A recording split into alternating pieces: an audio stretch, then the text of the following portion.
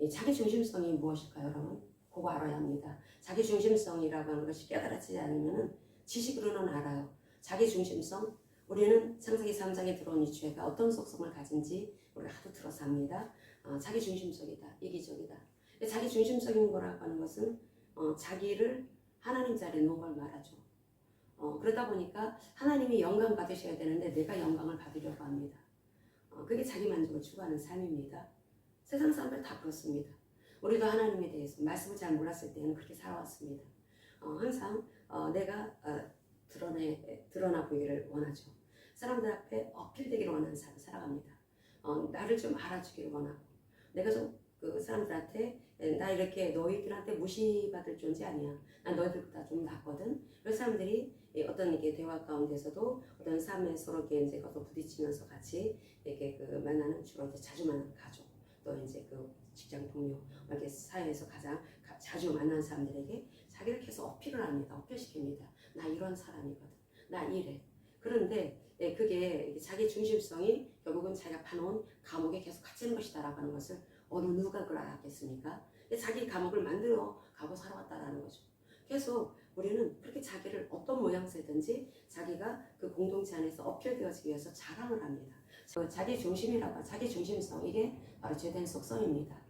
이 죄된 본성 이기적이죠. 그래서 사람들은 자기를 굉장히 존중하고 자기를 높이기를 원하고 그래서 그것이 가장 잘 먹힐 수 있을 가족들한테 그렇게 자기를 어필하지만 그게 시간의 검증을 거치면서 그것이 행동으로 따라주지 못했을 때 심지어 자기 가족의 자기의 피부친 자기 자식들로부터도 외면받는 이러한 이 불행한 삶이 결국은 이 자기 중심성 창세기 3장에 들어온 죄로 인해서 그런 것이다 라고 하는 것을 하나님께서는 계속해서 말씀을 합니다.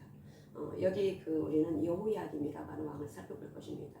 여호야김은 왕이었습니다. 그 유대 남유다의 왕이었었는데 그의 아버지는 정말 훌륭한 사람이었습니다. 요시야 왕. 이 요시야 왕은 그런 사람이 없을 정도로 성경에서도 얼마나 칭찬을 많이 하는지 모릅니다. 요시야 왕 같은 사람이 없었다. 그 사람은 굉장히 어린 나이에 왕이 됐습니다. 어린 나이 8살 먹어서 왕이 되어가지고 그 참으로 자라나면서 그 굉장히 얼마나 하나는 하나님을 의지해야 된다라고 해서 오직 하나님의 말씀. 그래서 마음속 중심에 늘 하나님이 계셨던 머물게 했던 사람이 요시야 왕이었는데 그 요시야 왕의 자식들은 왜 이 모양인지 아마 자식 교육을 제대로 못 시킨 것 같습니다. 그 왕의 자식인 이 여호야김, 그 여호아하스라고 하는 왕은 요시야 왕이 죽고 나서 왕이 되는데 여호야김의 동생이었습니다. 그러면 형이 먼저 왕이 되어야 하는데 백성들이 여호야김을 아웃시키고 여호아하스라고 하는 사람을 왕으로 등극시킵니다. 백성들이 추대했다라는 거죠. 그런데 왕으로 올라선 지 몇 달 안 돼서 석 달 만에 이집트에서 쳐들어옵니다. 애굽에서 쳐들어와가지고 그 사람이 왕의 자리를 딱 내려놓습니다. 꼼짝 못하죠.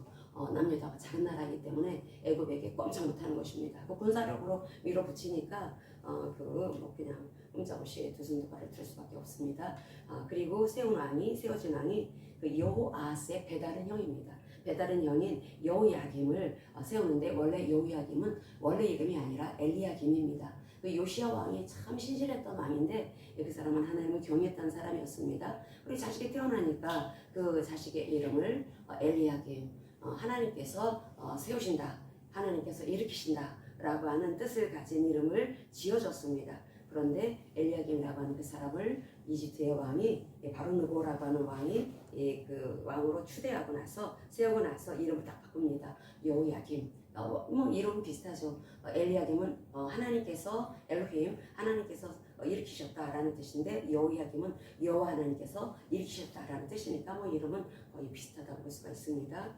그 왕이 그 여호야김 왕이었었는데 그런데 그의 삶은 이름값도 못하는 삶이었습니다. 진짜 이름값을 못하는 삶이 여호야김의 삶이었다라는 거죠. 그럼 여호야김이 그렇게 자기 동생이 왕으로 됐다가 이집트의 왕이 와서 끌어가고 자기 동생을 끌어가고 자기를 왕으로 딱 세웠는데 그때 나이가 25살이었습니다.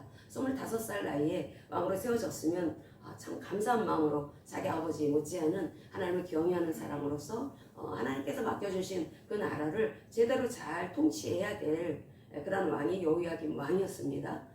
그 왕에게 필요한 것은 말씀이었습니다. 말씀은 항상 왕 옆에 갖다 등사해서 갖다 놓으라고 하나님께서 신명기에서 말씀을 주셨죠. 그래서 이 토라의 말씀을 늘 곁에 두고, 그리고 또 그 주변에는 선지자들도 있었고 제사장들도 있었고 그 종교 지도자들도 곁에 있었기 때문에 그가 정말 하나님 말씀을 제대로 숙지를 했다면 그 당시에 진짜 하나님을 사랑했던 예레미야 이 선지자를 곁에 두고 그래서 그 사람을 그 자기를 도와줄 그런 말하자면은 멘토로 삼으면서 그 나라를 잘 다스릴 수가 있을 그런 환경은 참 그렇게 좋은 환경이 있었습니다. 나라가 망하지는 않았으니까.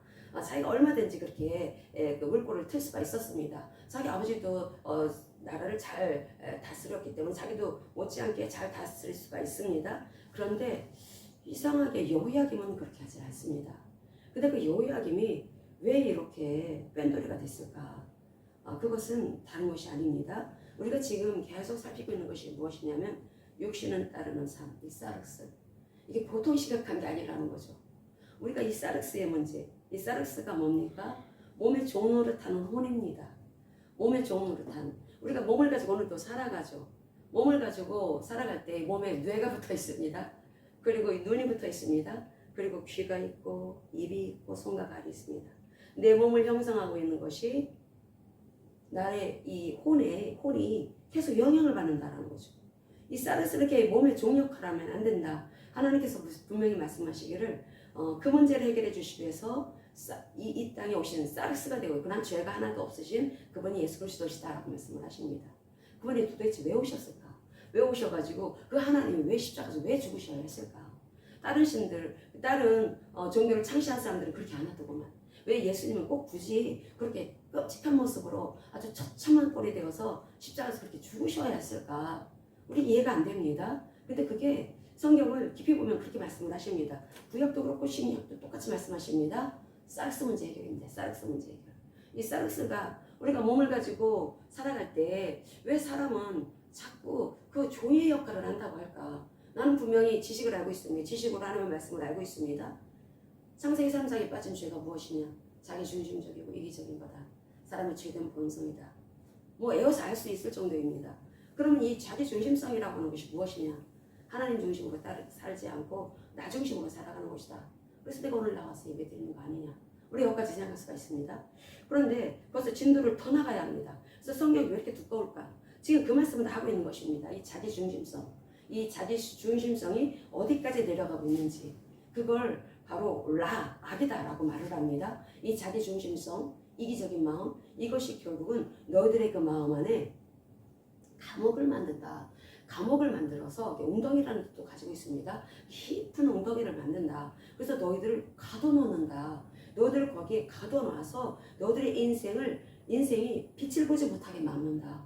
하나님께서 그 예수님을 이 땅에 보내주셨을 때 예수님이 오셨는데 사람들은 예수님을 알아보지 못했다라고 성경은 말씀을 합니다. 우리 요한복음을 보겠습니다. 요한복음 1장 요한복음 1장 1절에서부터 5절까지 보겠습니다. 태초에 말씀이 계시니라. 이 말씀이 하나님과 함께 계셨으니 이 말씀은 곧 하나님이시니라. 그가 태초에 하나님과 함께 계셨고 만물이 그로 말미암아 지은 바 되었으니 지은 것이 하나도 그가 없이는 된 것이 없느니라. 그 안에 생명이 있었으니 이 생명은 사람들의 빛이라.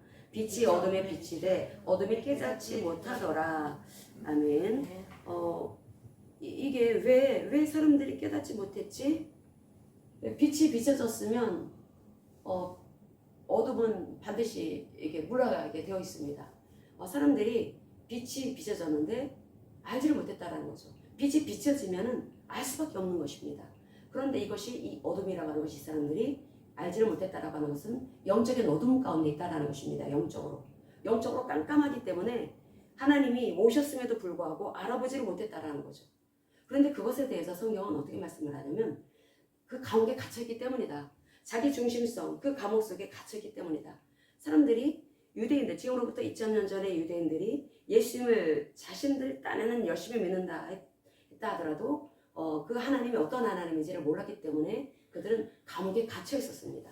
자기 중심성의 그 죄에 빠져 있었다라는 거죠. 그러다 보니까 빛이 오셨음에도 불구하고 예수님이 바로 그 빛 대신 하나님이시다라고 하는 것을 알아보는 사람은 극소수였다라는 것입니다. 극소수. 극소수에 지나지 않았다. 결국은 우리는 이 자기 중심성이라고 하는 거, 이것을 해결하지 않으면은 우리도 똑같이 그렇게 될 수가 있겠구나. 그럼 이 자기 중심성이라고 하는 거, 이 자기 중심성이 이것이 깊어지게 되면은 어떻게 되는가? 결국은 거기에 중독이 된다라는 것입니다. 빠져들어간다라는 거죠.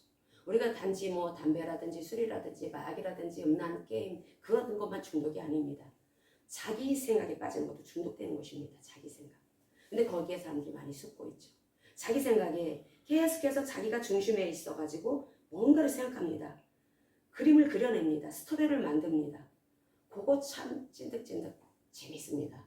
자기가 가공의 이야기를 만든다라는 것입니다. 거기에 중독되어 있는 사람들 굉장히 많습니다.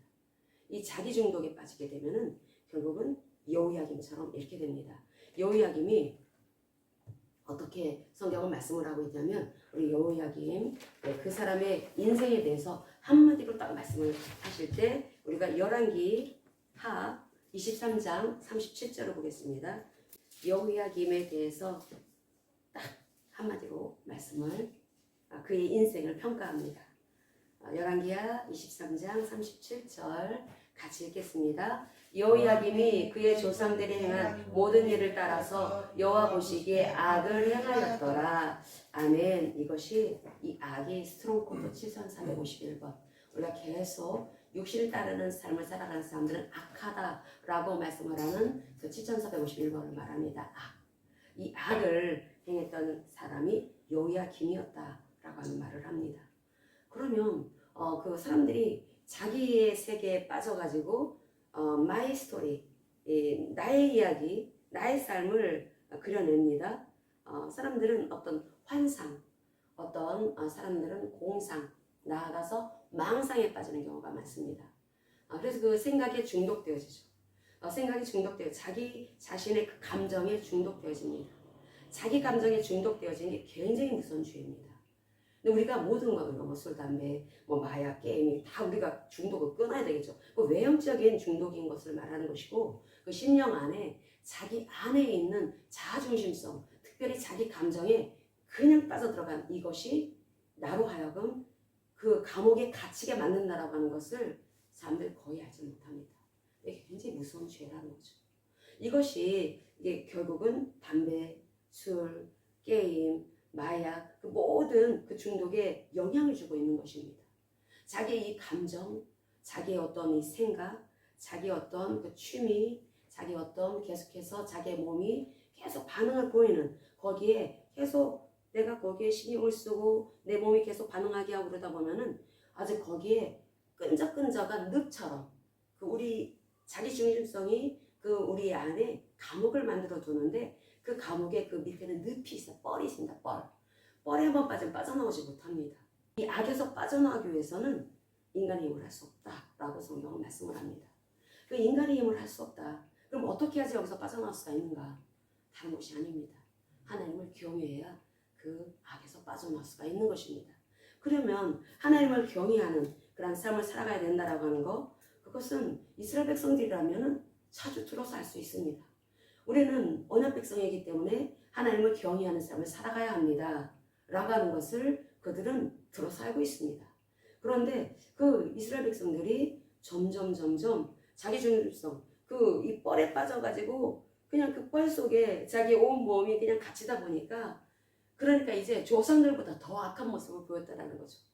이스라엘 백성들이 출애굽을 하고 나서도 악한 모습을 보입니다.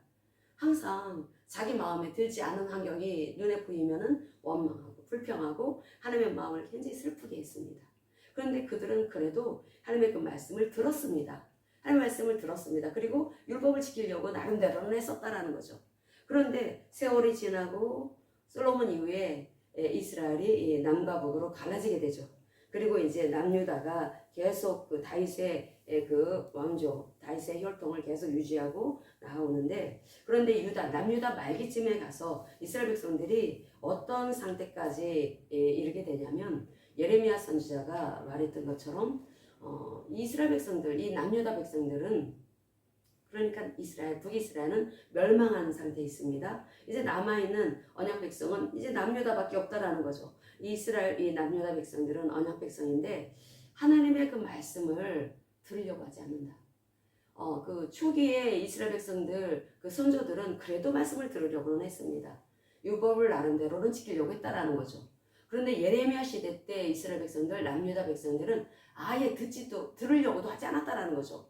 예레미야 선지자를 통해서 말씀을 들려주실 때 귀를 탁 틀어 막았다라는 것입니다. 그만해 듣고 싶지도 않아. 그렇게 악했던 사람들이 예레미야가 활동했었을 때 남유다 백성이었습니다.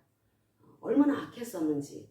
그런데 그러한 그 삶을 살아가는 사람들이 거의 대부분의 이스라엘 남유다 백성들이었었는데, 근데 그 사람들 이 가운데 요시야와 같은 그런 왕이 있었다라고 하는 것은 정말 대단한 왕이었다라는 거죠. 요시야 왕은 하나님을 경외하는 왕이었었고 항상 하나님을 경외하기 때문에 하나님의 그 말씀을 따르기 위해서 항상 자신을 부인하는 삶을 살았습니다. 이 하나님을 경외하는 삶과 이 육신을 따르는 삶은 정반대입니다.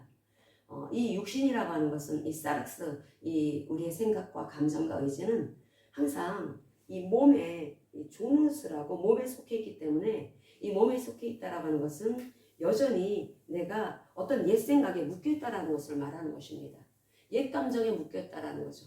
어떤 옛날의 어떤 기억, 그것이 좋은 기억이든 나쁜 기억이든 내가 거기에 계속 묶여 있게 됩니다. 묶여 있게 되고 하나님의 말씀은 그냥 기억으로는 알고 있지만, 머릿속 지식으로는 알고 있지만 사실 살아나는 힘이 없는 것입니다. 이 머리에, 뇌세포에 얼마나 많은 나의 오늘도 살아가게 하는 그러한 이 뇌세포들이 있지 않습니까? 이 뇌가 우리로 하여금 오늘도 어떤 행동을 하게 하는 데 있어서 뇌가 그렇게 지시를 한다라는 거죠. 하나님께서 이 사르스, 이 몸의 종 역할을 하는 이 지정의가 결국은 내가 자동화된 시스템, 이 중독된 경우 같으면은 이 뇌가 자동화되었다라는 거죠. 자동적으로 그 행동이 나온다라는 것입니다. 우리가 어떤 뭐 담배 피는 사람들 같은 경우에 좀 화가 나고 뭐 힘들고 스트레스 받으면 자동적으로 담배 하나 꺼내 먹는 것처럼 우리가 이 마음의 이 감정도 좀 내가 좀 센치해지거나 이 낙엽이 막 떨어지고 좀 그런 이게 좀 마음이 약간 가라앉으려고 할 때 자동적으로 옛 감정이 올라오면서 옛날의 내 이야기를 다시 풀어내는 그런 것들이 결국은 중독되어 있기 때문에 그렇다. 자동화 시스템 때문에 그런 것이다라고 뇌과학자들이 뇌과학의 얘기를 하면서 그렇게 말을 합니다. 뇌가 그렇게 자동적으로 길이 났다라는 것입니다. 뇌가 그렇게 자동적으로 길이 났기 때문에 나도 모르게 아주 자동화 시스템이 되어 있다라는 거죠. 그래서 우리가 이것은 내가 힘으로 꺼낼 수 있는 것이 아니다. 중독되어 있는 것. 술, 담배, 게임, 마약, 또 어떤 우리가 칙이 있지 않습니까? 내가 습관적으로 하는 그런 내가 생각할 때 그건 좋지 않은 것이다라고 하는 것들, 하는 행동들이 있습니다. 근데 그런 것들이 자동화되어 있다라는 것이죠. 자동화되어 있어서 그럼 이것을 내 마음으로는 안 할 것 같다 하더라도 또 조건과 상황과 스토리만 갖춰졌다 하면은 그냥 그대로 하는 것이 그렇게 자동화되어 있기 때문에 네 뇌가 그렇게 되어 있다. 그렇기 때문에 이것을 어떻게 해야지 뇌의 길을 바꿀 수가 있을까? 그것은 내가 이거 잘못됐다라고 하는 것을 알아야 된다라는 것입니다. 뇌과학자들이 그런 얘기를 한다라는 거죠. 중독에서 어떻게 해야지 빠져나올 수가 있을까? 그 모든 중독에서 어떻게 하면 빠져나올 수가 있을까? 못한다라는 것입니다. 왜냐하면 뇌가 그렇게 완전히 고정되어 있기 때문에. 그래서 이 뇌가 어떻게 해야지 거기에서 빠져나올 수 있도록 할 수가 있을까? 그것은 내가 지금 하고 있는 이것이 나한테 내 인생에 굉장히 해를 끼친다. 담배를 먹으면 나한테 이것이 얼마나 해를 끼치게, 내 몸에 얼마나 이것이 안 좋은 것인지, 그리고 또 이 술을 마시면 얼마나 이것이 전두엽을 상하게 하고 판단력을 흐리게 하는지, 이건 뇌과학자들이 말하는 것입니다. 그런 것들을 내가 알아야 된다라는 거죠. 그 해악성에 대해서. 그런데 그것뿐입니까? 그것은 그 육에 대해서 말하는 뇌과학자들이 말을 하는 것입니다. 또 의사들이 말하는 것입니다. 그런데 성경은 어떻게 말씀을 하고 있냐면 그렇게 네가 어떤 것에 중독되어 있고 어떤 생각에 중독되어 있고 감정에 중독되어 있어서 그 사르스가 계속 몸에 종노릇을 하게 되면은 결국은 너는 그 늪에 빠져가지고 그렇게 멸망받고 말 것이다. 여호야김은 왕인데 아주 비참하게 생을 마감하게 될 것이다 라고 하는 예언의 말씀을 듣습니다. 아주 비참하게 죽는다라는 거죠. 왕이 죽으면은 그 장례식이 아주 거대하지 않습니까? 왕대접을 합니다. 장례식을 할 때. 그런데 이 여호야김은 왕이었다 할지라도 백성들한테 외면당하게 되고, 그리고 왕이어도 예루살렘 문 밖에 같이 동물의 사체 버리는 것처럼 내 던져지게 될 것이고, 그리고 짐승처럼 나귀처럼 매장함을 당할 것이다 라고 이렇게 말씀을 하고 있습니다. 예언의 말씀을 예레미야를 통해서 하나님께서 이렇게 주고 계십니다. 결국은 이것이 여호야김만의 문제가 아니라 우리도 그렇게 외면될 수 있다는 것입니다. 우리가 그러면은 이 자기 중심성이라고 하는 거, 이 자기 중심성을 그럼 어떻게 해야 여기서 빠져나올 수가 있을까? 이 중독이라고 하는 것이 결국은 이 자기 중심성 때문에 온 것인데, 그럼 이것이 어떻게 해야지 나로 하여금 이 세계에서 빠져나와서 내 뇌도 정상적으로 길이 나고, 그래서 나로 하여금 영혼이 잘 되어서 범사가 잘 되고 강건한 삶을 살아갈 수 있도록 하는 놀라운 하나님을 입을 수가 있게 할 수가 있을까? 그것은 동기부여를 해야 되는 것입니다. 내가 어떻게 해야 될 것인가? 내가 지금 잘못된 길을 가고 있구나. 나 이 길을 가게 되면 나 죽는구나. 내 몸이 죽는 것뿐이 아니라 결국은 나 지옥 가겠구나. 죽어되지 않겠구나. 이것까지도 볼 수 있어야 된다라는 거죠. 그리고 그것뿐이 아니라 그것이 사람들 앞에도 인정받지 못하는, 지금 왕인데 백성들이, 왕이 죽으면 백성들이 통곡을 해야 합니다. 그 여호야김 왕의 아버지인 요시야가 죽었을 때 사람들이 얼마나 탄식을 하는지 모릅니다. 얼마나 슬퍼하는지. 자기네가 존경했던 그 경외했던 왕이 죽으니까 아주 막 사람들이 가슴을 치고 세상 다 끝난 것처럼 그렇게 슬퍼하는 백성들이 얼마나 많았는지 모릅니다. 그렇게 백성들한테 인정받았던 왕이 요시야 왕이었다라는 거죠. 우리가 가족에게도 인정받지 못하는 삶, 그런데 어떤 사람들은 가족에게 인정받는 삶을 살아가는 사람들이 있습니다. 그것은 1, 2년 갖고 되지 않습니다. 긴 시간의 검증이 필요하다는 것입니다. 요시야 왕이 그렇게 이렇게 본을 보여줬으면 그 여호야김 왕은 자기의 삶 속에서도 그렇게 마땅히 자기 부인을 나는 삶을 살아가고 하나님을 경외하는 삶을 살아가야 되는데, 그러지 못했던 것으로 봐서 그 아버지는 그 자식 교육에는 약간 이렇게 거리를 둔 것 같습니다. 다윗이 그랬던 것처럼. 그러니까 부인들이 많다 보니까 그냥 부인들한테 일임했다라는 거죠. 그러니까 그 어머니가 얼마나 아이를 그 말씀으로 양육하지 않고 방치를 했는지 여호야김의 삶을 보고는 알 수가 있습니다. 그리고 심지어 그 백성들에게 인정을 받지 못합니다. 그 백성들한테 얼마나 그 고통을 주는지, 그 고통 주는 사람이 여호야김 왕이었다라는 거죠. 우리가 예레미야서 22장 13절에서부터 19절까지의 말씀 읽겠습니다. 여호야김이 어떤 그 악을 저질렀고, 그리고 그 아버지는 또 어떤 모습이었는지 우리가 13절에서부터 19절까지 말씀, 예레미야서 22장 같이 읽겠습니다. 불의로 그 집을 세우며 부정하게 그 다락방을 지으며 자기의 이웃을 고용하고 그의 품삯을 주지 아니하는 자에게 화 있을진저, 그가 이르기를 내가 나를 위하여 큰 집과 넓은 다락방을 지으리라 하고 자기를 위하여 창문을 만들고 그것에 백향목으로 입히고 붉은 빛으로 칠하도다. 네가 백향목을 많이 사용하여 왕이 될 수 있겠느냐? 네 아버지가 먹거나 마시지 아니하였으며 정의와 공의를 행하지 아니하였느냐? 그때 그가 형통하였었느니라. 그는 가난한 자와 궁핍한 자를 변호하고 형통하였나니 이것이 나를 알미 아니냐? 여호와의 말씀이니라. 그러나 내 두 눈과 마음은 탐욕과 무지한 피를 흘림과 압박과 포악을 행하려 할 뿐이니라. 그러므로 여호와께서 유다의 왕 요시야의 아들 여호야김에게 대하여 이와 같이 말씀하시니라. 우리가 그를 위하여 슬프다 내 형제여, 슬프다 내 자매여 하며 통곡하지 아니할 것이며, 그를 위하여 슬프다 주여, 슬프다 그 영광이여 하며 통곡하지도 아니할 것이라. 그가 끌려 예루살렘 문 밖에 던져지고 나귀같이 매장함을 당하리라. 아멘. 지금 요시야 왕은 항상 하나님을 경외하고 하나님의 그 말씀을 따라서, 토야의 말씀을 따라 살아갔습니다. 그것이 바로 의를 실천하는 삶입니다. 그것이 인생 가운데 일상생활 속에서는 정의로운 삶, 바로 체타카야를 이루는 삶을 살아가고, 또 그리고 그것을 판별하고 분별하고 세상에서 이제 살아갈 때는 미시파트의 삶을 살았다라는 거죠. 그런데 여호야김은 그러지 않았다라는 것입니다. 그 사람은 13절에 불의로 그 집을 세우고 라고 하는 것은 불의라고 할 때 이것은 의가 없는 삶, 채닥화가 없는 삶을 말합니다. 원어를 보면은 채닥화가 없는 삶을 살았다. 또 부정하게 그 다락방을 지으며, 이 부정하다라고 하는 것은 미시파트가 없는 삶. 그러니까 고르지 못하고 바르지 못했다라는 것입니다.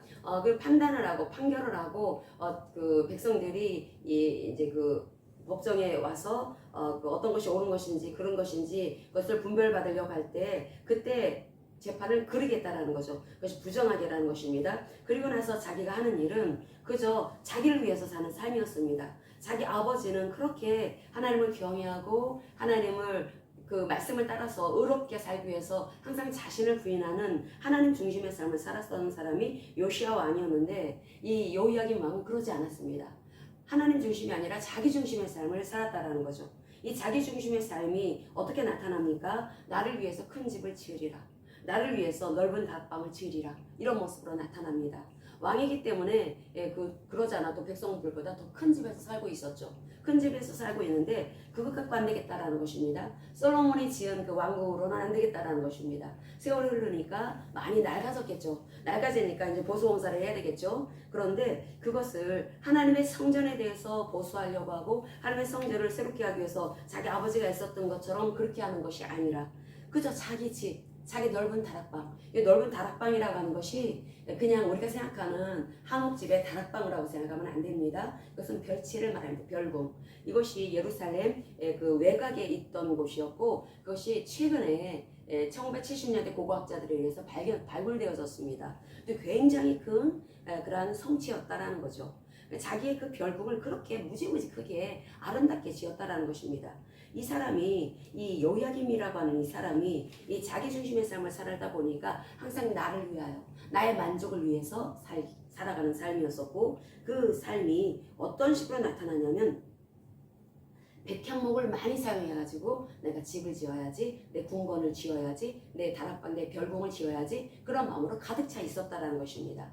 그럼 이 백향목이라고 하는 이 나무는 굉장히 고급 자재였었고, 이것이 주로 솔로몬이 왕궁을 지을 때, 솔로몬이 성전을 지을 때 주로 쓰여졌던 이 제재가, 이 나무 목재가 백향목이었습니다. 근데 그 백향목을 가지고 자기는 이 여호야김 왕은 왕궁을 지으려고 했다라는 거죠.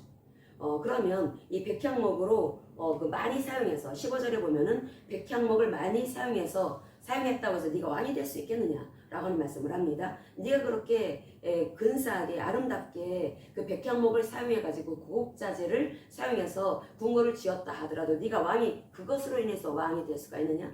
자동적으로 왕의 모습이 나오겠느냐? 너는 신정왕국의 왕일 뿐이다. 너는 왕의 여호와 왕의 대리자일 뿐이다.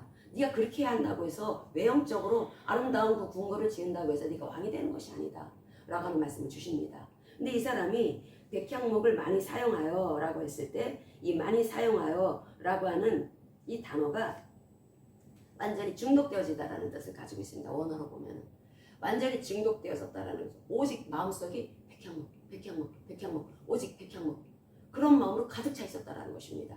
어떤 사람들이 말하자면 아파트 40평대 50평대 아파트 40평대 50평대 거기에 피를 꽂혀가지고 하나님 아파트 50평대 40평대 막 이렇게 기도하는 것처럼 완전히 거기에 자중심이 무엇인지를 알아야 된다는 거죠. 이 사람의 자중심 속에 심지어 중독되어지게 한 것은 백향목으로 지어진 집이었다는 것입니다. 그런 집이 바로 솔로몬 왕궁이었습니다. 그런데 그 집을 흠모했다는 것입니다. 자기도 그렇게 부귀영화를 누렸던 솔로몬처럼 그런 왕이 되기를 원했다는 거죠. 누가? 요야김 왕이. 요야김 왕은 그것을 원했습니다. 그러니까 하나님께서 예레미야를 통해서 꾸짖으시는 것입니다. 네가 그렇게 그 솔로몬이 지은 집과 같은 그런 집을 짓고 그렇게 그 멋진 집을 지은다 하더라도 네가 그래서 왕이 되는 것이냐? 그렇지 않다. 네 아버지 요시야 왕은 어땠는지를 아느냐? 그 아버지는 정의로운 삶, 공의로운 삶을 살았다. 하나님을 경외하는 삶을 살았다. 그런데 너는 그렇지 않아. 너는 여호야김 왕에게 너는 나를 모르기 때문이다. 너희 아버지는 가난한 자, 궁핍한 자를 변호하고 그렇게 했음에도 불구하고 그는 형통했다라고 하는 말을 합니다. 그것이 바로 하나님을 아는 것이다 라고 하는 말씀을 하고 있습니다. 우리가 15절과 16절 다시 한번 읽겠습니다. 예레미야서 22장 15절에서부터 16절. 네가 백향목을 많이 사용하여 왕이 될 수 있겠느냐? 네 아버지가 먹거나 마시지 아니하였으며 정의와 공의를 행하지 아니하였느냐? 그때 그가 형통하였었느니라. 그는 가난한 자와 부핍한 자를 변호하고 형통하였나니 이것이 나를 알미 아니냐? 여호와의 말씀이니라. 아멘. 형통한 삶이라고 하는 것은 단지 이 땅에서 모든 것이 잘 되어지는 것만을 말하는 것이 아닙니다. 형통한 삶은 성경에서 말씀하고 있는 형통하다라고 하는 것은 하나님의 보호가 따르는 삶이라는 거죠. 하나님이 늘 함께하고 계시고 하나님께서 특별히 보호해 주시면서 인도해 주시는 삶, 그 삶이 바로 형통한 삶이다 라고 하는 말씀을 하고 있습니다. 그 삶을 너희 아버지인 요시야 왕은 그렇게 살았다. 그런데 너는 어떤 삶을 살아가고 있느냐? 너는 네 욕심을 지금 채우기 위해서 완전히 중독되어져 있다. 그 별궁을 짓기 위해서 백향목을 많이 사용해서 그렇게 내가 멋진 그런 솔로몬이 지은 백향목으로 지어진 그 집을 지으면은 그 궁궐을 지으면 너도 그렇게 솔로몬처럼 될 거라고 너는 생각하고 있느냐? 너는 나를 너무나 모른다. 너는 너희 아버지하고 너무나 다르다. 네 마음속에는 오직 탐욕과 무지한 피를 흘림과 압박과 포악을 행하려 하는 것 뿐이다. 이렇게 엄청나게 많은 그런 고급 자재와 그리고 또 그 엄청나게 큰 집을 짓기 위해서는 돈 엄청나게 들어가야 합니다. 최고급 그러한 그 자재를 들어오기 위해서는 돈이 어마어마하게 들어가는데 그것을 백성들한테 세금으로 물렸다라는 것입니다. 세금으로 물리니까 그러잖아도 백성들이 힘든 상황입니다. 힘든 상황인데 자기 궁궐 짓겠다고 세금을 물리니까 백성들이 살 수가 없죠. 얼마나 힘드는데. 그렇게 하고 그리고 포악과 압박을 계속 가합니다.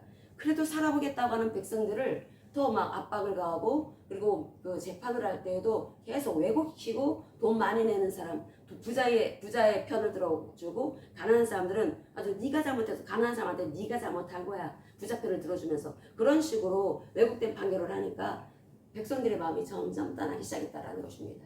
살기도 힘들어졌고 또 백성들의 마음도 떠나게 되었고 그래서 이 여호야김에게 너는 권력을 너는 너의 그 권력을 힘으로 삼았다. 결국 그 삶은 악이 가득한 삶이고 그 삶에 대해서 예레미야서 22장 20절에서부터 22절까지 같이 읽겠습니다. 너는 레바논에 올라 외치며 바산에서 내 목소리를 높이며 아바림에서 외치라. 이는 너를 사랑하는 자가 다 멸망하였음이라. 네가 평안할 때 내가 네게 말하였으나 네 말이 나는 듣지 아니하리라 하였나니 네가 어려서부터 내 목소리를 청종하지 아니하니 네 습관이라. 네 목자들은 다 바람에 삼켜질 것이요 너를 사랑하는 자들은 사로잡혀 가리니 그때 네가 반드시 네 모든 악 때문에 수치와 욕을 당하리라. 아멘. 지금 그 여호야김 왕에게 이와 같은 메시지를 전할 때 이 여호야김 왕은 어렸을 때부터 하나님의 말씀을 듣지 않는 것이 습관이 된 사람이다라고 말씀을 하고 있습니다.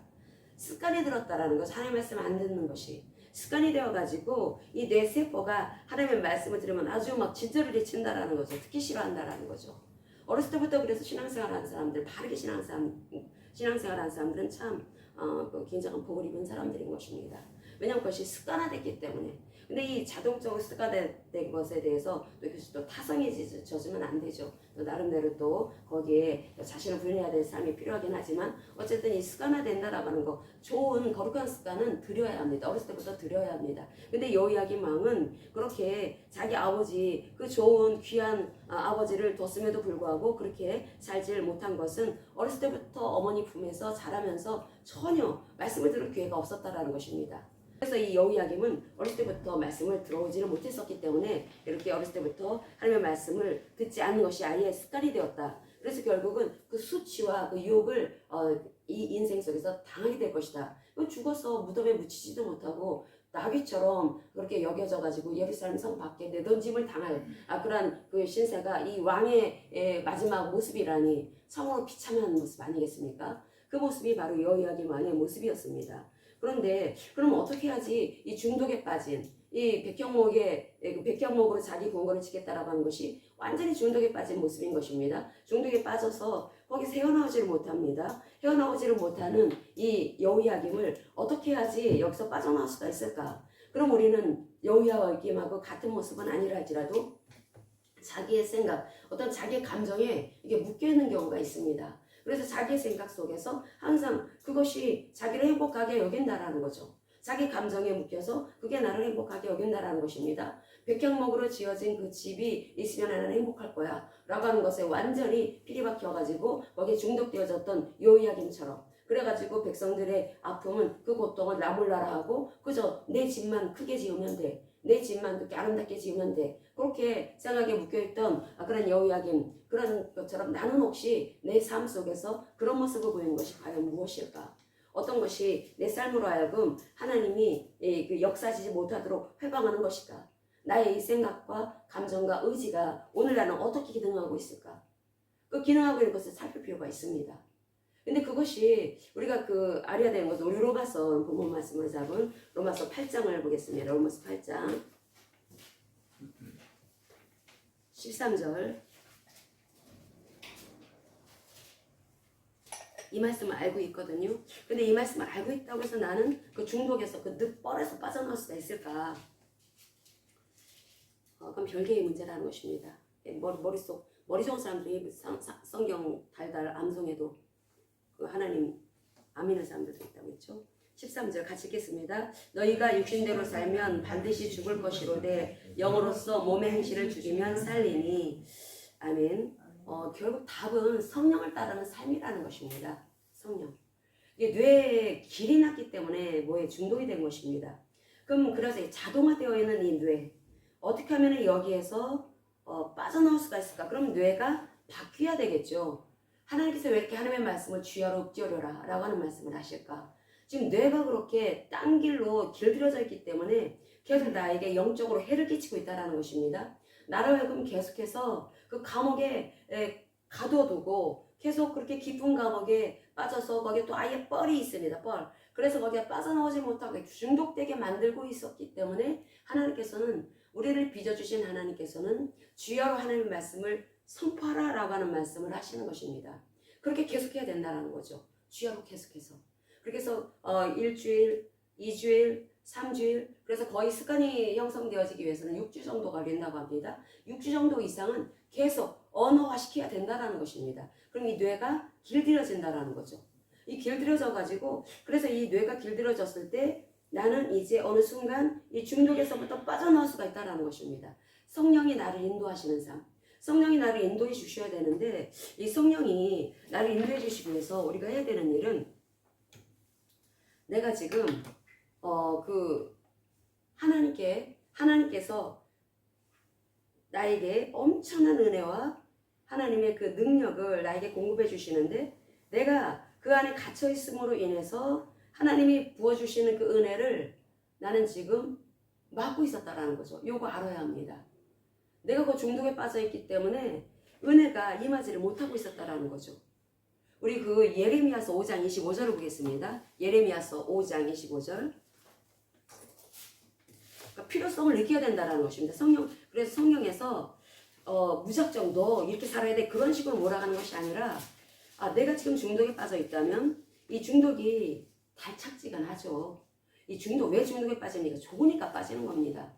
그러니까 그 순회선교단 거기 김용희 목사님, 성의사님 말씀하시는 것이, 죄가 비단보자기에 자기가 놓은 갓 놓은 그 똥을 비단보자기에 싸서 가슴팍에 이렇게 딱 안고 있으면은 갓 놓은 똥은 뜨뜻하겠죠. 그러니까 그러면서 뜨뜻해 하고 있는 거나 마찬가지다. 지금 어떻게 말씀하시는지 모르지만 예전에 2006년도에 갔을 때 그런 말씀을 했던 걸 기억하고 있습니다. 그렇게 이 중독에 빠진 거, 그 악이라고 하는 거 모르는 거 왜 그럴까? 좋으니까. 이 비단모지에게 자기가 중독되어 있는 것을 감싸고 있으면서 좋아, 따뜻해, 좋아 이렇게 하고 있다는 것이다. 그런데 예레미야서 5장 25절, 예레미야서 5장 25절에서는 어떻게 말씀하고 있는지 우리 같이 읽겠습니다. 너희 허물이 이러한 일들을 물리쳤고 너희 죄가 너희로부터 좋은 것을 막았느니라. 아멘. 이러한 것이라는 것은 하나님께서 24절 25절 다시 읽겠습니다. 또 너희 마음으로 우리에게 이른 비와 늦은 비를 때를 따라 주시며 우리를 위하여 추수기한을 정하시는 우리 하나님 여호와를 경외하자 경이하자 말하지도 아니하니 너희 허물이 이러한 일들을 물리쳤고 너희 죄가 너희로부터 좋은 것을 막았느니라. 아멘. 결국 하나님께서 때를 따라주시는 은혜가 있다라는 것입니다. 그것을 내가 막았다라는 거죠. 내가 중독된 것으로 인해서 내 안에 있는 악으로 인해서 내가 그걸 막았다라는 것입니다. 그런데 여러분 아셔야 되는 것이 있습니다. 이 재앙이라는 거 사람들 싫어하죠. 우리가 재앙이 임한다, 심판이 임한다. 누가 그걸 좋아합니까? 그런데 이 스트롱코드 7451번이 악이라는 뜻도 가지고 있지만 재앙이라는 뜻도 가지고 있습니다. 결국 하나님의 말씀을 따라서 살지 못했기 때문에 너는 그 악으로 인해서 재앙이 임했다 라고 하는 말씀을 할 때 원어로 보면은 그 악하고 재앙하고 똑같은 단어를 쓰고 있다는 것입니다. 하나님께서 우리를 빚어주셨기 때문에 우리는 하나님의 형상으로 빚어져서 하나님을 따르고 하나님의 성품을 따르는 삶을 살아가야 합니다. 그래야 하나님 우리를 건져주신다는 것입니다. 하나님이 자기 편에 있는 사람은 건져주시고 남의 편에 있는 사람들은 딱 내치시고 그렇게 보시면 안 됩니다. 하나님은 신실하신 하나님이십니다. 하나님은 당신이 하신 말씀은 반드시 지키시는 하나님이십니다. 하나님은 우리를 빚어주실 때 하나님의 형상으로 빚어주셨고 그래서 그 빚어진 우리는 하나님을 따라 살아가야 되는데 하나님을 어기죠. 자기 중심적으로 하나님 중심적으로 살지라고 자기 중심적으로 살아가죠. 근데 그렇게 살다 보니까 계속해서 자기 감옥을 만든다고 했습니다. 자기 감옥을 만들고 거기에다가 자기가 좋아하는 그 죄 자기가 좋아해서 거기에 완전히 빠져들어갑니다. 자기 만족을 추구하고 자기를 사랑하고 자기 이름을 내려고 하고 여호야긴 왕이 왜 그렇게 백향목에 그 중독되어졌을까? 거기 필이 완전히 바뀌었을까? 자기도 솔로몬 왕처럼 되고 싶다라는 것입니다. 자기 이름을 내고 싶다라는 거죠. 솔로몬 왕 우리도 알지 않습니까? 예수님은 몰랐던 과거에 저 솔로몬 알았습니다. 그렇게 이름을 내고 싶은 마음이 여호야긴 왕 마음속에 가득했다라는 것입니다. 자기를 어필하고 싶은 마음, 자기를 과시하고 싶은 마음, 자기를 드러내고 싶어하는 마음, 그 마음이 여호야긴 왕 안에 있었었는데, 근데 그 중독되어진 그 마음속에는 그 중독이 그러면 어떻게 해서 거기서 빠져나올 수가 있을까? 그럼 빠져나오지 못한다라는 것입니다. 그리고 그러한 상태에 그대로 있으면 결국 너는 하나님의 심판을 받을 수가 없다. 그렇게 완전히 뻘이 네 마음속 깊은 곳에 있는데 네가 그래서 그 속에 갇혀져 있는데 너를 완전히 어둠 가운데 있는 자인데 그럼 결국은 너의 인생에 심판이 임하게 될 것이다. 재앙이 임하게 될 것이다 라는 말씀을 하는 것입니다. 그러니까 교회 다닌다고 자동적으로 천국 가는 게 아니라는 거죠. 우리가 교회 다닌다고 하나님께서 그냥 억수로 복을 부어주시는 게 아니라는 것입니다. 욕이 없어져야 된다는 것입니다. 하나님은 주십니다. 하나님 때를 따라 은혜를 주십니다. 근데 그것이 있으면 안 된다는 거죠. 그것이 중독에 빠져 있어서 그래서 그것이 있으면 안 된다는 거죠. 그러면 이것이 여기에서부터 빠져나오기 위해서 우리가 알아야 되는 것이 있습니다. 그게 바로 잠언서 16장을 보겠습니다. 잠언서 16장 6절 인자와 진리로 인하여 죄악이 속하게 되고 여호와를 경외함으로 말미암아 악에서 떠나게 되느니라. 아멘. 여기서 바로 이 자기 중심성에서 올라오는 악이라고 했습니다. 이 자기 중심적으로 살면 결국 자기 웅덩이를 파게 되는 것이고 거기에 어둠이 차인다. 그걸 악이다 라고 성경은 말씀을 하고 있습니다. 근데 악인데 이것을 계속해서 어떤 데에 막 중독이 되어질 정도로 거기에 사로잡히게 되면은 그러면 그것이 뻘이 돼버린다. 거기에 못 빠져나온다. 근데 거기서 빠져나올 길이 있다. 그것이 바로 하나님을 경외하는 것이다 라고 말씀을 합니다. 여호와를 경외하는 삶.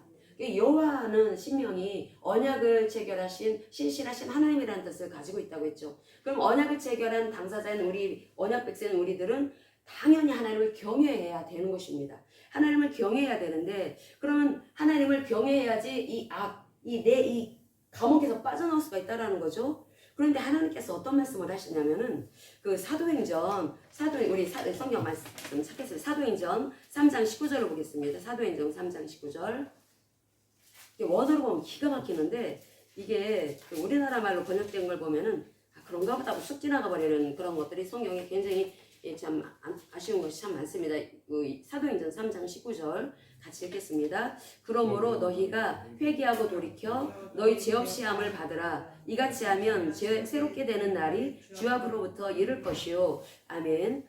여기에서 이제 설교와 베드로가 솔로몬 행각에서 설교하는 내용이죠. 근데 거기에 굉장히 중요한 메시지를 주고 있습니다. 이것이 너희가 유대인들에게 하는 거예요. 유대인, 언약 백성이라고 하는 그 유대인들에게 이 설교를 하고 있는 것입니다. 너희가 회개하고 돌이켜서 너희 죄 없이 함을 받으라. 죄 없이 회개하고 돌이키는 일이 우선되어야 된다라는 거죠. 우리가 그 악에서 빠져나오기 위해서는 내가 죄인이라는 것을 알아야 된다라는 것입니다. 아, 나 죄인이었구나. 내가 이렇게 완전히 내 감정에 묶여 있었구나. 내가 이렇게 그 육신을 따르는 삶을 살았구나. 육신을 따르는 삶을 살고 그리고 영으로서 몸의 행실을 죽이지 않았구나. 이 영으로 성령을 따르면서 하나님의 말씀으로 내 이 실시간적으로 움직이는 내 생각들, 내 감정들을 죽이고 십자가로 가져가야 되는데 그 일을 하지 않았구나. 나는 다만 머릿속 지식으로만 알고 있었구나. 그래서 머릿속 지식으로 그렇게 그 로마서 아까 8장 13절을 읽었지만은 너희가 육신대로 살면 반드시 죽을 것이로되 영으로서 몸의 행실을 죽이면 살리니 이 말씀이 선포되어지면 아멘 할 수가 있습니다. 근데 사실 내가 이렇게 살아가냐는 것입니다. 근데 이 살아가는 이 삶이 나는 과연 그렇게 살고 있나? 우리가 나는 지금 육신대로 살고 있나?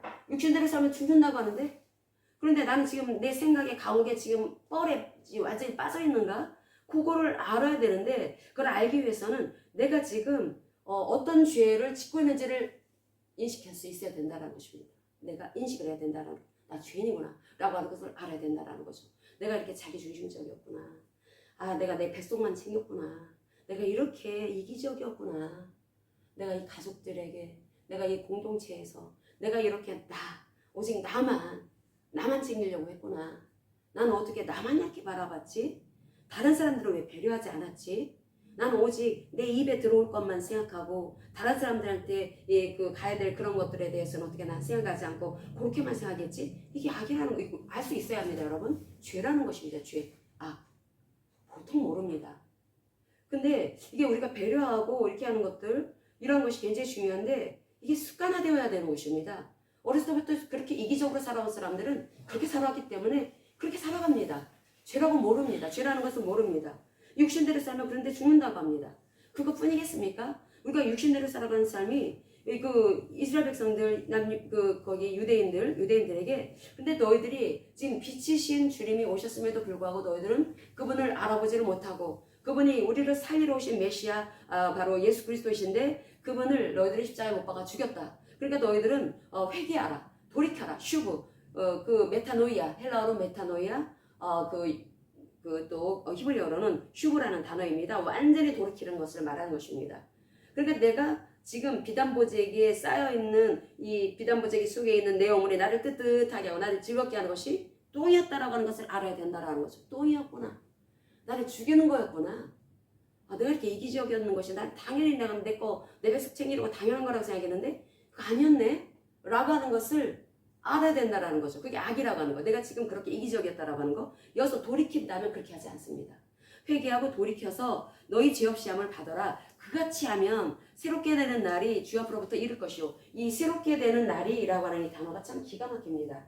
이 단어가 이 새롭게 하는 날이라고 하는 것을 그 원유명 성경에서는 이것을 어떻게 하냐면 그 안식의 때라고 하는 것으로 번역을 합니다. 안식의 때. 이 새롭게 되는 것은 회개했을 때 회개해야 된다는 것입니다, 여러분.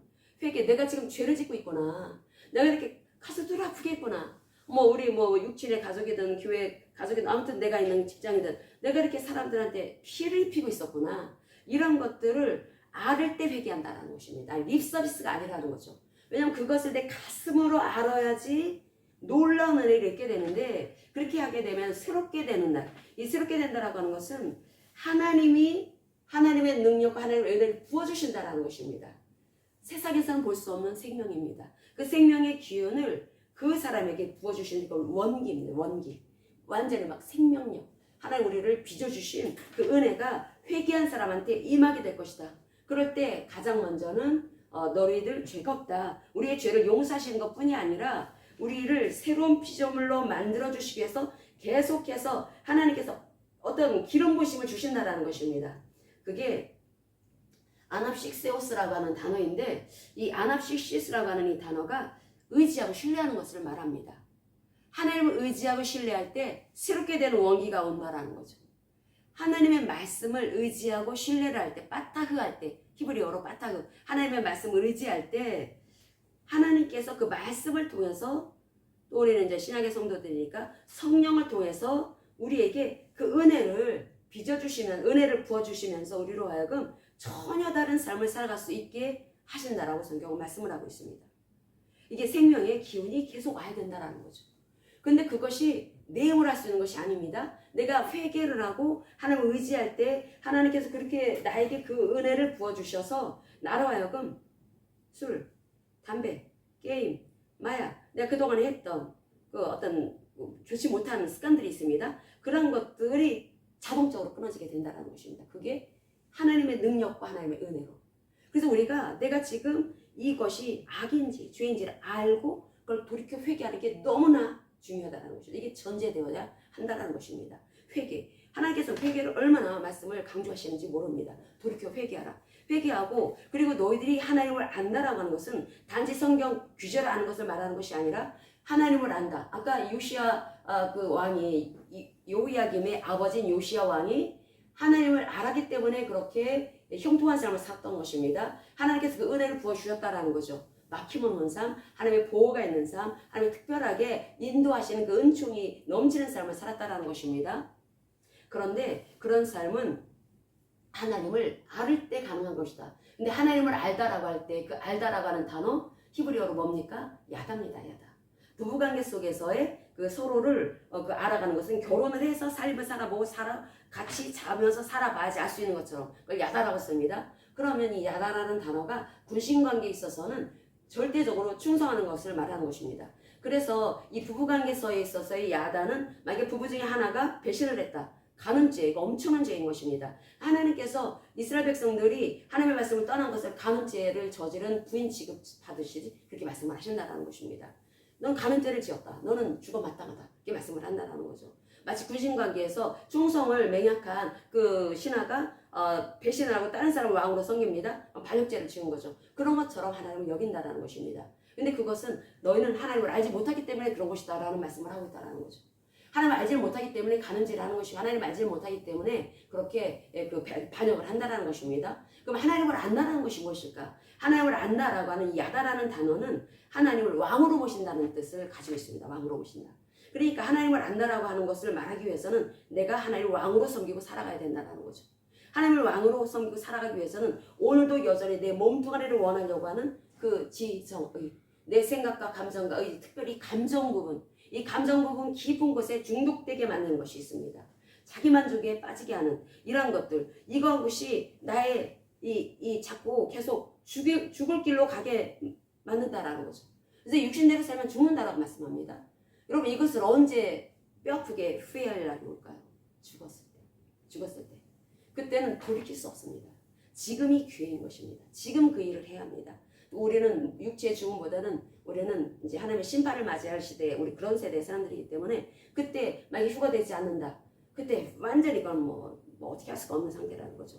그래서 어떻게 하시냐면은 성령으로서 몸의 행실을 죽여라. 그러면 산다라고 하는 말씀을 하고 있습니다. 그러니까 내 인간의 의지를 할 수 있는 것이 아니라는 것입니다. 여러분 인간의 의지로 술, 담배 끊을 수 있습니까? 못 끊습니다. 성령께서 개입해 주셔야 된다는 것입니다. 내 감정에 취해가지고 내 마음속에 깊은 곳에 항상 나의 이야기 풀어내는 아주 그냥 골똘하게 뭔가 이렇게 생각합니다. 골똘하게 무슨 생각이 빠져가지고 거기서 시죽이 죽었고 그게 왜 그렇습니까? 거기에 빠졌기 때문에 그렇다는 것입니다.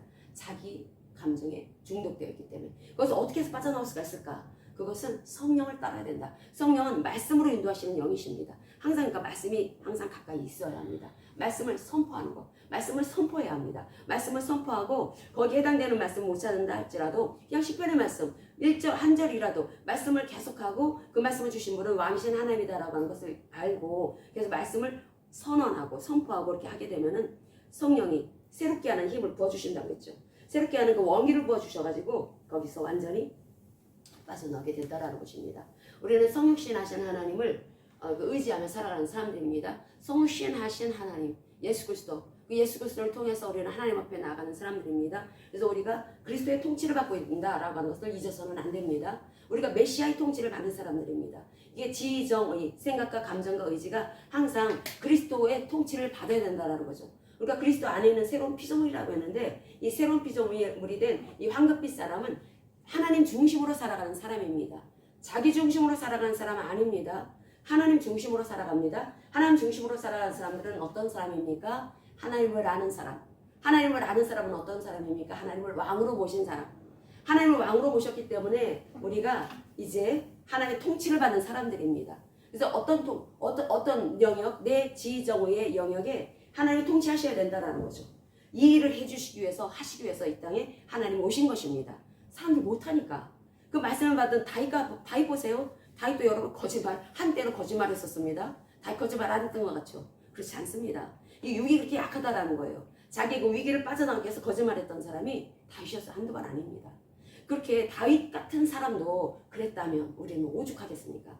그러니까 하나님은 다윗 시대 사람과 다른 게 바로 우리들이 하나님 안에 있는 바로 하나님께 안겨져 있는 사람들이라는 거. 황금빛 사람들. 세운 피조물이라고 말을 합니다. 그래서 세운 피조물이 하나님께 안겨져 있기 때문에 이제 나는 계속해서 성령을 의지하면서 살아가야 합니다. 그래서 성령을 의지하면서 살아가는 것이 항상 실시간적으로 이렇게 살아가야 되는 것입니다. 그럴 때 이 사르스를 따르는 삶이 아니라 이제 성령을 따르는 삶을 살아가게 될 것이고, 이 성령으로 이 몸의 행실을 죽여야 되는 것입니다. 몸의 활동, 자꾸 나오는 중독되어지는 행동들, 이것은 그 성령으로 가능한 것인데, 이 말씀이 보는 말씀 마치도록 하겠습니다. 갈라디아서 6장 7절에서부터 8절까지 읽겠습니다. 스스로 속이지 말라. 하나님은 업신여김을 받지 아니하시나니 사람이 무엇으로 심든지 그대로 거두리라. 자기 육체를 위하여 심는 자는 육체로부터 썩어질 것을 거두고 성령을 위하여 심는 자는 성령으로부터 영생을 거두리라. 아멘. 우리가 항상 심고 있다라는 거예요. 그 농사는 봄에 씨 뿌리고 가을에 거두지만 우리는 계속 심는 것입니다. 생각, 감정, 의지가. 그래서 이 현재 시점에서 나는 육체를 위해서 심고 있는지 성령을 위해서 심고 있는지 항상 그걸 발견을 해야 되고 봐야 되고, 그래서 만약에 육체를 위해서 씨를 뿌리고 있다면 빨리 돌이켜 회개하고 성령을 따라 사는 삶, 그래서 성령으로서 몸의 행실을 죽이는 삶을 살아가는 것을 오늘 해야 된다는 것입니다. 날마다 해야 된다는 것입니다. 그럴 때 우리는 영생을 거두리로다 라고 하는 말씀을 하고 있습니다. 시간 주신 말씀, 받은 말씀 붙잡고 기도하는 시간 갖도록 하겠습니다. 우리